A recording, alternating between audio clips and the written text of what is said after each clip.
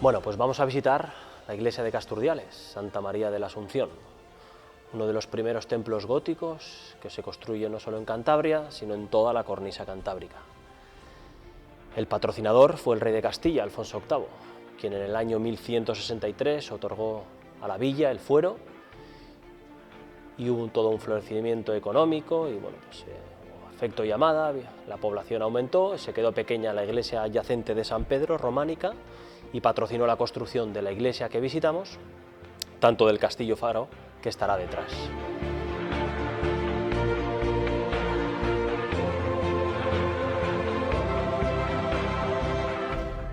Obra mueble interesante y de valor, veremos y visitaremos luego a lo largo de la girola, la forma de media luna que en este caso rodea el ábside, ese altar, en el cual pues, veremos un Cristo yacente de la escuela de Gregorio Hernández, al fondo la imagen de Santa María, evidentemente la obra más importante y de mayor valor en esta iglesia de Casturdiales, y en la capilla del Santísimo, otra de las visitas obligadas a realizar en la iglesia de Castro, como es enmarcado en un retablo, un lienzo, un Cristo de la Agonía, en este caso de Francisco de Zurbarán, importantísimo pintor extremeño del siglo XVII.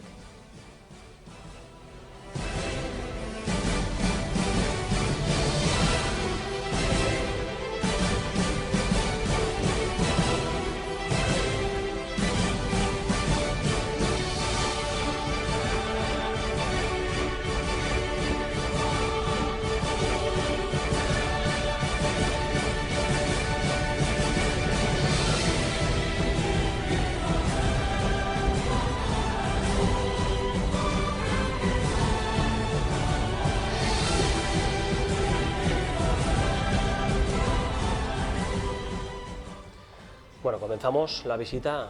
a la girola, repito, a la forma de media luna que en este caso rodea el altar, el presbiterio. Vemos nada más entrar a mano izquierda un arcosolio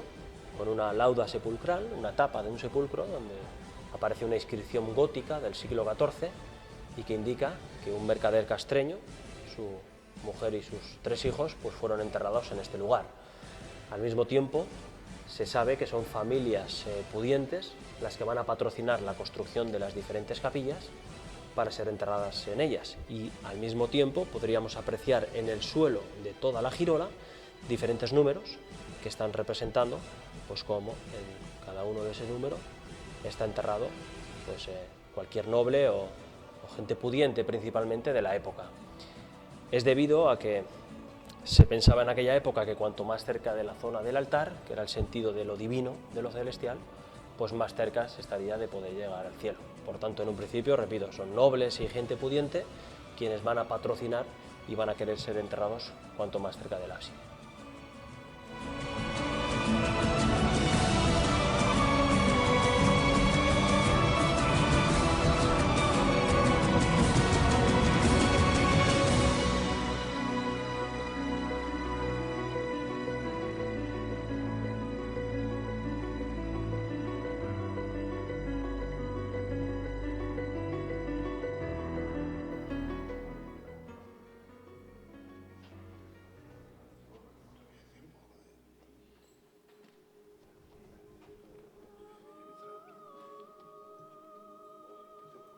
Luego, desde el coro, apreciaremos mucho mejor lo que explicábamos,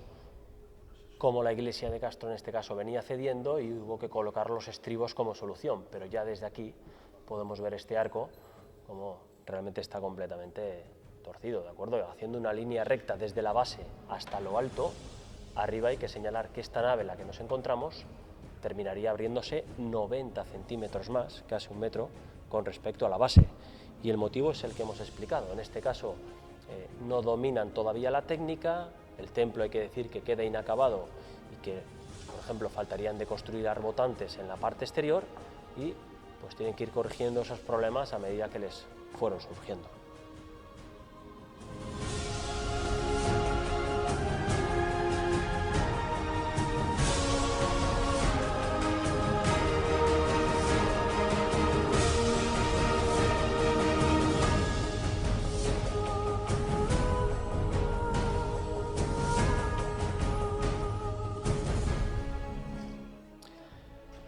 primera de las capillas, indiscutiblemente hay que remarcar como la obra de mayor interés el Cristo yacente que vemos en la urna, un Cristo yacente, en este caso del taller de la escuela del importantísimo imaginero Gregorio Hernández. ¿De acuerdo? Hablamos de una talla de mediados del siglo XVII que, insisto, será de su escuela, en pie. También otra talla, en este caso del Cristo de los Remedios o Cristo de la Victoria, de Domingo de la Rioja del siglo XVII, y a ambos lados dos dolorosas. Pero insisto, principalmente hay que remarcar en esta capilla ese Cristo yacente de la escuela de Gregorio Hernández.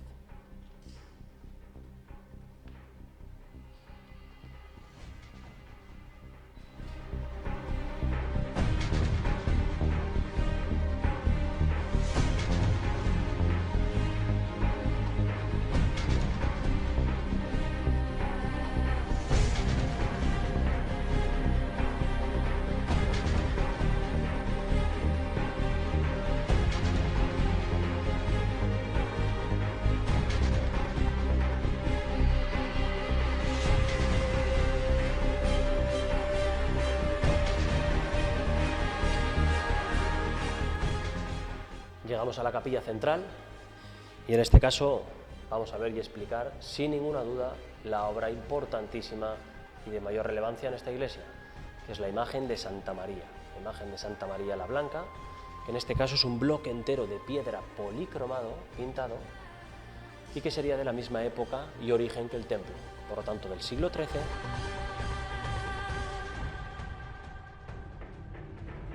Claramente aún se aprecia la transición entre el románico y el gótico, viendo cómo la talla de la Virgen muestra todavía esa frontalidad y esa casi inexpresión del románico, mientras que las tallas románicas suelen ser más bien la Virgen, el trono del niño, y sin embargo aquí ya vemos el niño desplazado y con movimiento en los brazos y algo de expresión. Repito, la imagen de Santa María con el niño, la obra más importante en la iglesia de Casturdiales, transición del románico al gótico de finales del siglo XIII. Tiene su particular historia esta imagen que estamos viendo, y es que en su momento, y se cree que debido a la guerra contra los franceses en la que expoliaron y robaron todo lo que pudieron, pudo ser enterrada y escondida para que no fuese robada. Transcurrió el tiempo y se ha recuperado, y de una manera muy casual, en el año 1955.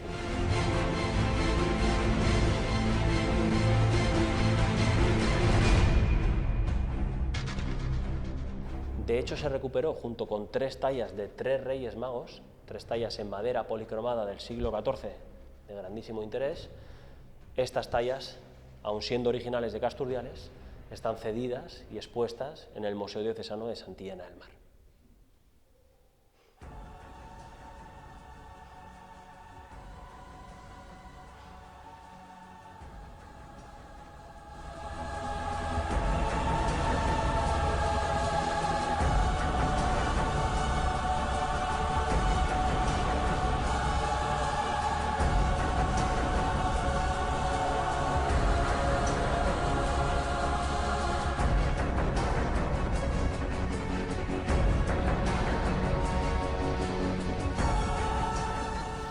Bueno, en este caso nos detenemos en la capilla del Santísimo para poder apreciar otra de las visitas obligadas en la iglesia de Casturdiales, que es enmarcado en un retablo, un lienzo, una pintura, un Cristo de la Agonía de Francisco de Zurbarán, importantísimo pintor extremeño, como decíamos anteriormente, del siglo XVII. Hoy es el día, hay que remarcar, en el que importantes museos, uno de ellos el Thyssen de Madrid, posee un Zurbarán prácticamente igual al que estamos viendo.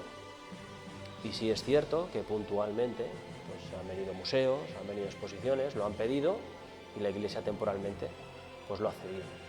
Veremos que este Zurbarán está enmarcado en un retablo, también del siglo XVII, donde principalmente resaltan 2 tallas. A la izquierda San Juan Bautista y a la derecha San Martín de Tours, San Martín Obispo.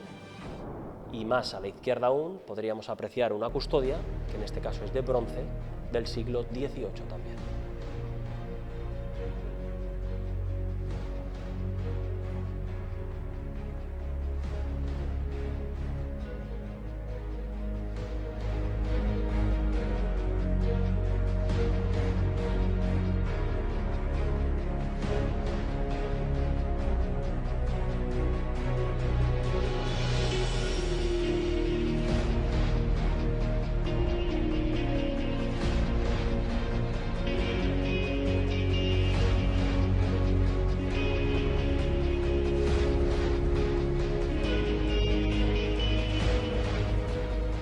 En este caso, ya en la última de las capillas, al realizar la visita por la girola,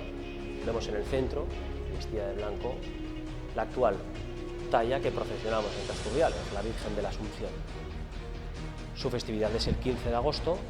en Casturdiales, la víspera, el 14, se realiza una misa en su honor y en torno a las 9:30 de la noche salimos por el casco antiguo y recorremos ese casco antiguo en procesión con la talla que es conocida como la procesión de las velillas. El resto de las tallas que se pueden apreciar en esta última capilla hay que señalar que ya no tienen un valor artístico importante, son tallas más bien modernas. A la izquierda vemos una talla de San Sebastián, a la derecha Santa Ana con la Virgen Niña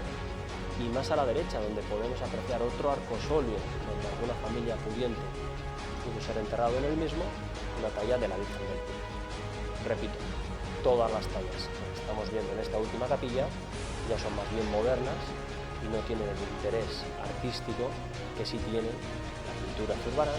la imagen de Santa María o el Cristo yacente de la escuela de Grimoaldо.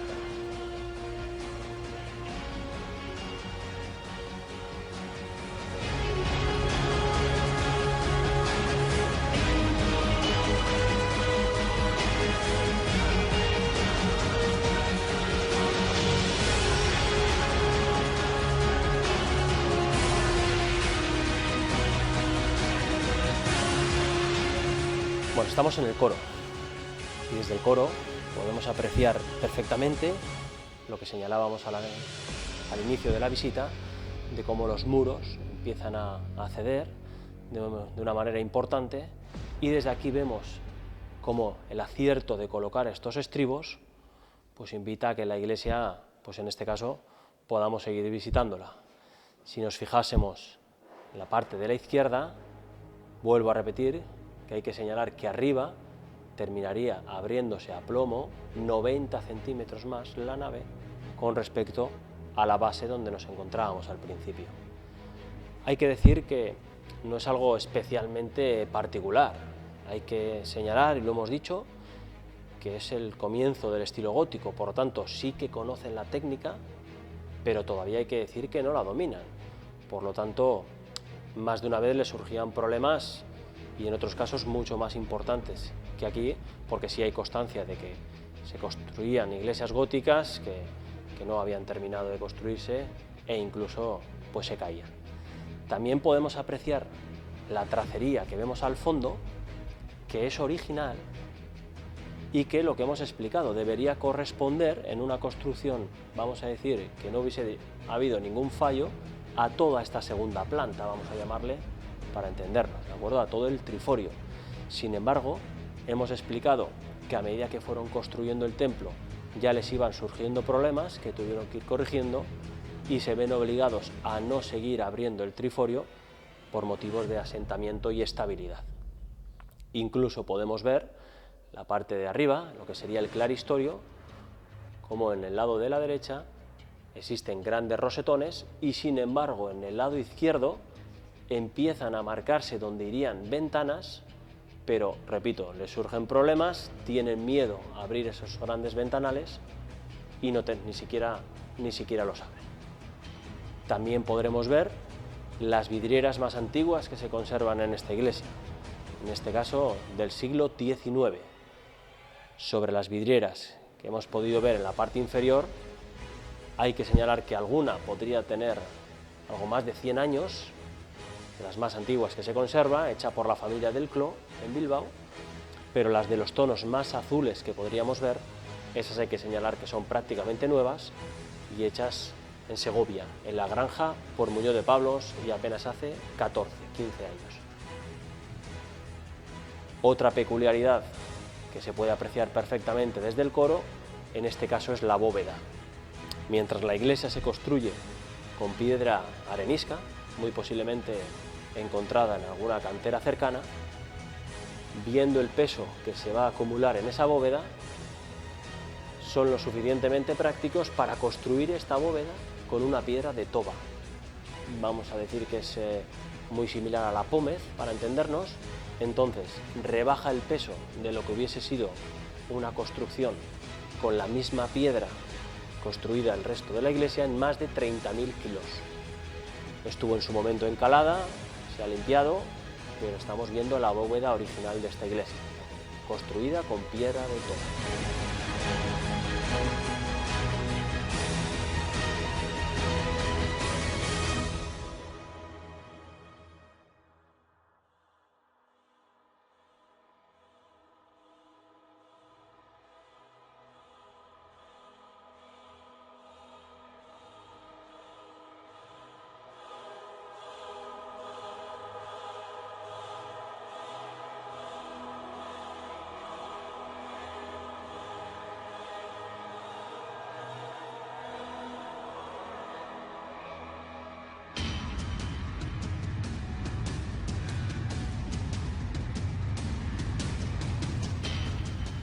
Estamos viendo también el órgano que está ubicado en el coro, comprado a la Catedral Francesa de Dreux, en la zona de Normandía, en el año 2001. Patrocinado en este caso hace apenas 13, 14 veranos, y hay que señalar que ese órgano primitivo comprado a esa catedral francesa originalmente estaba formado casi por 2.000 tubos y 3 teclados con un pedalero. De ese órgano que se compró en el año 2001, insisto, se formaron dos, este que estamos visitando en Casturdiales y el de la iglesia de Santa María en Torrelavega.